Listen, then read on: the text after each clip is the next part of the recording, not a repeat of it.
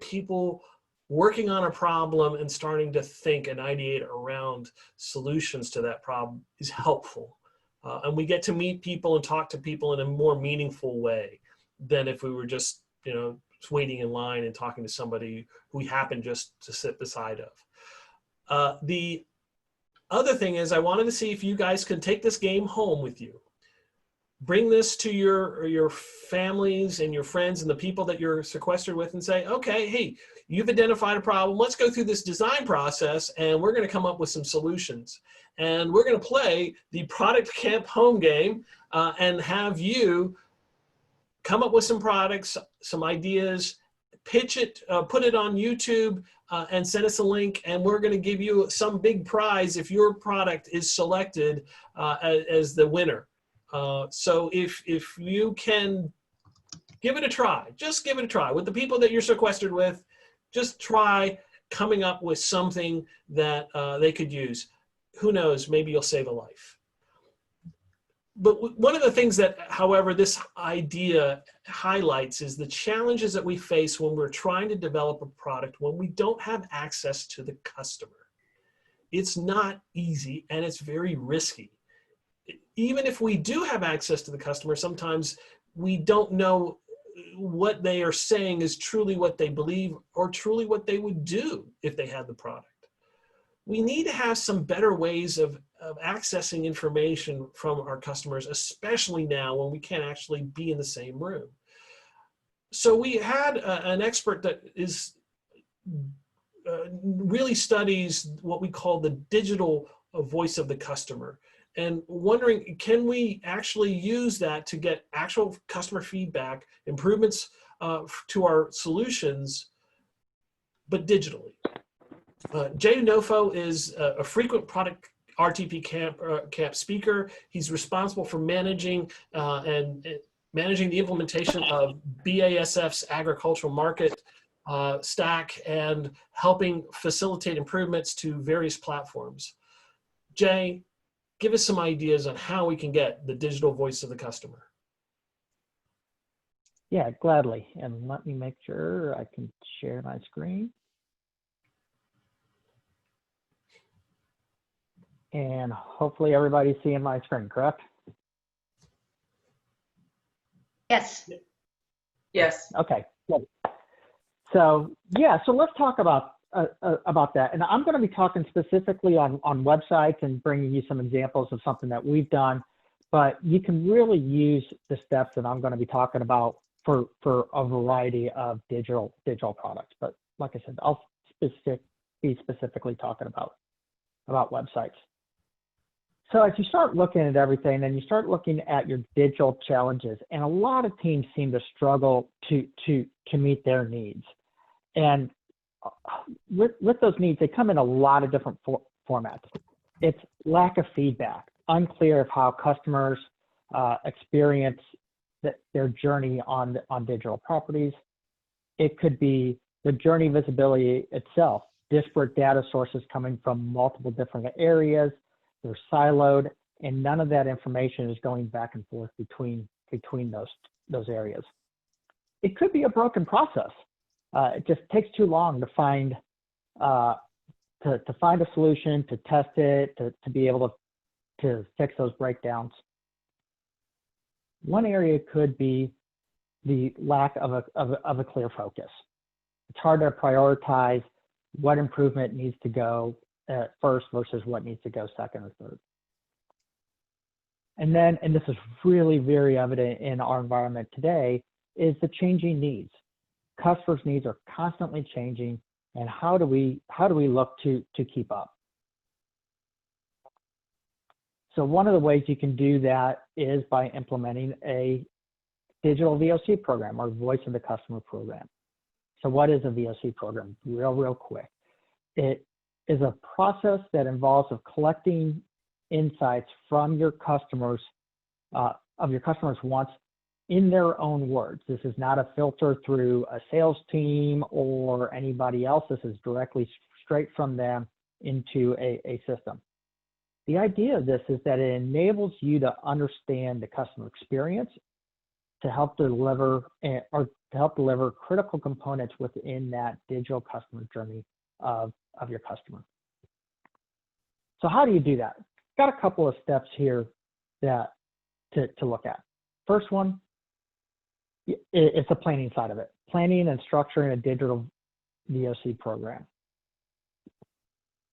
Aspects of this include developing the objectives. So what's the purpose? What are you trying to understand and to optimize in your digital experience? It could be contextualized feedback. It could be identifying improvements in terms of the content on a website or how somebody finds content on your website. Maybe a way to address lost traffic that's coming through. And the other aspect is trying to understand what your customer, what you're trying to achieve, what you're trying to understand in regards to that. And then on the flip side of that is developing your success criteria. And there's really two components of this. And this is kind of the quantitative side of being able to gather those insights. But there's also a really critical component here that I want to make sure that we don't lose sight of. And that's looking at the closed loop aspect of things. So as customers, as visitors are visiting your website and they say, hey, I've got a question, I need help, or I can't find something, is that process of how do you respond back to that in a timely manner. Second is to choose the right engagement methods to gain that deep insight. One of the things that we ended up doing at BASF is we developed 3 surveys that were on our tool, on our website. One of them was an always on survey. You've seen these on multiple websites. It's the little tab at the side or at the corner of the page that says, hey, feedback or need help, and you click on it and boom, it pops up. We've got that, and we asked a variety of questions of, hey, how satisfied were you overall? Did you accomplish what you were trying to what was your primary purpose? Were you able to accomplish it? Then we had a behavioral intercept. And for us, we put these on very specific pages that we were looking to understand how people were not only navigating to those sites, but these were really where the meat of our website was. And so we wanted to be very specific on these sets of pages. We want to make sure that they're accomplishing what they're trying to get. And then if not, let's get that feedback. And then we had a third one that I've just got it called here as a general intercept. And with both the intercepts, these were based on, not everybody got them. And it was based on the number of times you visited, how long you were on the page. So it wasn't immediately popping up. It would take a little while. And then the third general intercept was, hey, they haven't clicked always on. They were not on a page that was specifically for the behavioral, but they were navigating through other parts of the website to once again understand what they were trying to accomplish. The next component of this, and this is really comes back on the analysis side of this, is to augment the feedback that you're getting with data to really paint a holistic picture. I've got a background in market research. I've always looked at when we're presenting results to either management, customer, the client, it was always never in a situation of here's the results in a vacuum. It was always looking at the bigger contextual aspect of it. And this is where you start to really get into some of the nitty gritty. So some of the examples that were coming up were in regards to that is, hey, it was more than just a quantitative side, but here's the qualitative side. We asked questions of, hey, if you were able to find anything or you did not have a good experience, why not? And these are just some situations that we saw. It's like, hey, we saw search. Well, fix your search. Great, wonderful. Well, give me a little bit more information. Hey, make search easier for reads easier. So that gives us a little bit more understanding of what that customer was specifically looking for. Could not find a search for SDS in the agrochemical arena. There's labels that are federally regulated. And in order to apply product, you got to know what the label says. And that tells you it's the directions, essentially. And they couldn't find it really easily. Another area was in navigation. Hey, it was hard to find what you were looking for.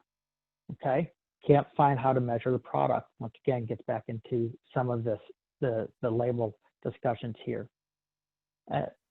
Another example that we've got here is, hey, looking specifically for corn and soybean herbicide recommendation.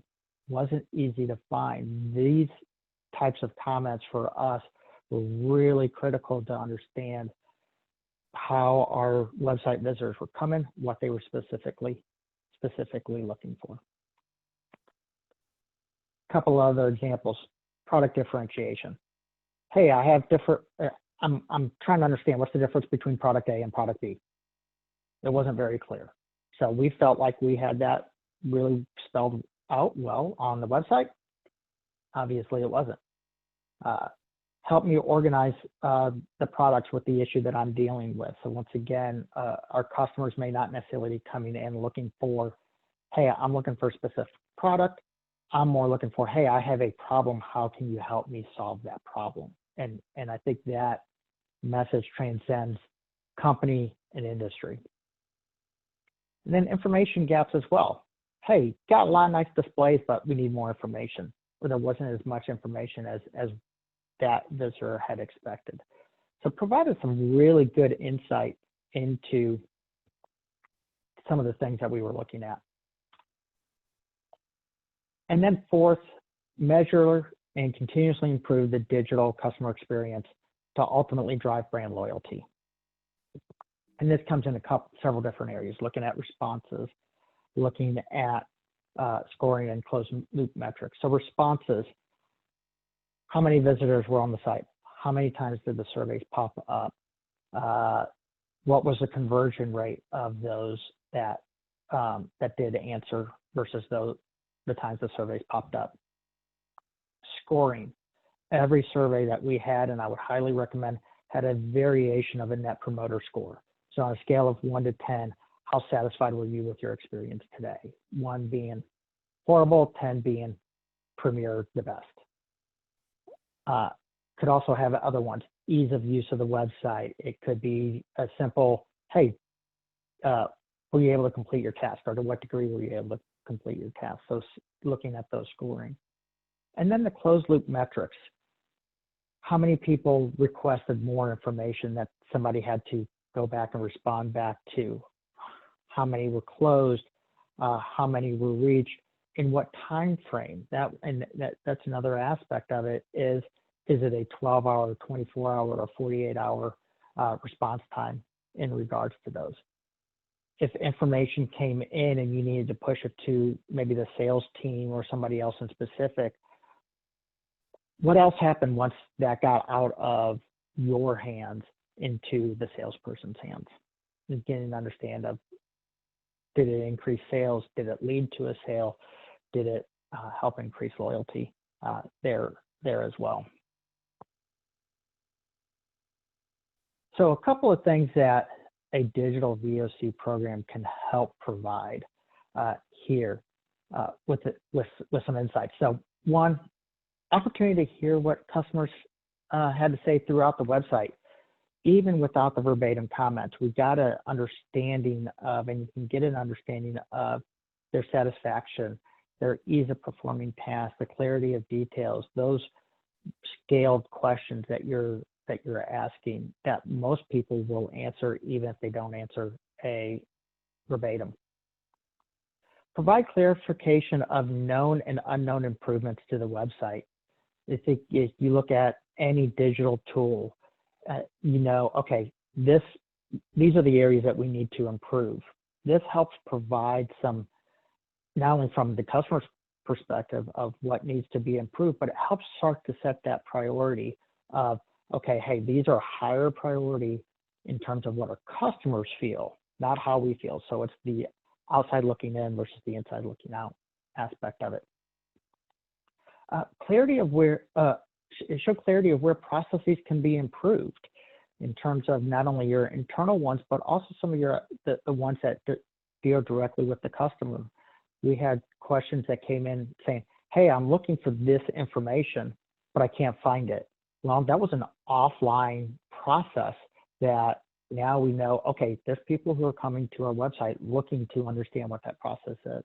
We need to be thinking about how do we bring that, at least part of that information, onto our platform. And then also, and lastly, it can also improve non-digital improvements that the businesses should be aware of. We actually had in one situation where we had a mailer that went out that said, hey, for this freebie, go here and register. And go here was a website that was not on our platform, but customers came to the platform, looked at that product page, and was going, okay, hey, where is this information? How do I register for this freebie?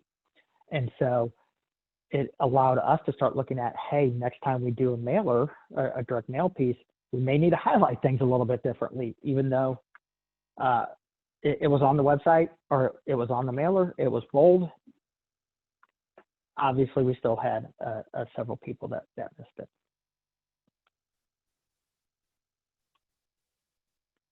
So hopefully that gives you a little bit of information on how to set up a digital VOC program. There are multiple tools out there that you can go for. We used a tool called Medallia. In fact, a couple of weeks ago, we had a speaker that had worked there. There's tons out there, ranging in cost as well. But there's also something as simple as ones that you could do on your own that may be a little bit low cost. So don't feel like you've got to be spending $1 million for a type of a program. You can look at more inexpensive tools based on your budget to still accomplish the same thing. Here's all my information on Twitter and LinkedIn. If you want to reach out to me, I encourage it. Let me know what you thought of today's talk and let me know how I can help you.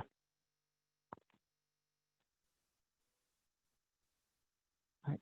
Sid, you got, you want to? Hey, thank you so much. I wanted to open up the Q&A to all of the participants. And we've got one question already from David Kesselring. This is, how did you correlate customer satisfaction with website to a loyalty improvement? Yeah, great question. So a couple of things. One, in regards to that, was of the ones that we had gotten information on who they were. So they requested some feedback. So it was a phone number, they asked a call, or they asked an email. One of the things that we did was, after the process was closed, was to follow back up with them and say, hey, what do you think of all this? Were you satisfied with the process, not just from a closed out standpoint, but were you satisfied? Was there anything we could do, anything more that we can help? And we asked them, hey, before and after, and this was stuff that we did outside of the platform, what was your impression of the company before? What was your impression of the company afterwards? And so we were able to get a good understanding, and we asked the question of their level of satisfaction before they put out that request to us, and then after. And so we looked at that scale difference and said that we weren't looking for tens necessarily. Obviously, those are always great, 9s and 10s, but one of the things that we looked at was the difference between the before and after for that to help do that. The other aspect is looked at sales, talked to the salespeople and said, okay, hey, we had question A, we directed it to you. What was that conversation like? Did it result in a sale? Yes or no? And so that was another way that we were able to get that understanding. Jason Tanner asks, what were the response rates to the always on versus the intercept feedback forms? Yeah, great question. And we saw, and I'll have to make sure that I get the numbers right, but we saw on the ones, the always on, we saw about a 12%. Once again, my numbers are a little bit fuzzy, so I'll have to verify this, but I'll get the right answer to you here soon. The always on higher completion rate, which is to be expected. On the intercepts, we were seeing approximately a 2-ish%, and once again, my numbers are a little rough on that. On the intercepts. Okay. What revelations did you see out of your program that you can share? Were there Yeah, any things that really kind of took you back, like that didn't make sense? there were a couple of things that really surprised us right off the bat. One of them was actually the amount of people who raised their hand and said, "Hey, I need help." We've had on our website a contact us page for forever. And we typically get maybe a couple of those a week, maybe. Once we implemented the survey tool, we were getting 2 to 3 a day right off the bat. It slowed off a little bit. And so that really surprised us, and that made us get an understanding of, you know what, there's a lot of people looking for information that they just can't find, and they probably didn't realize there was a contact us page, or just felt that was too burdensome. So that was one aspect that was really surprising.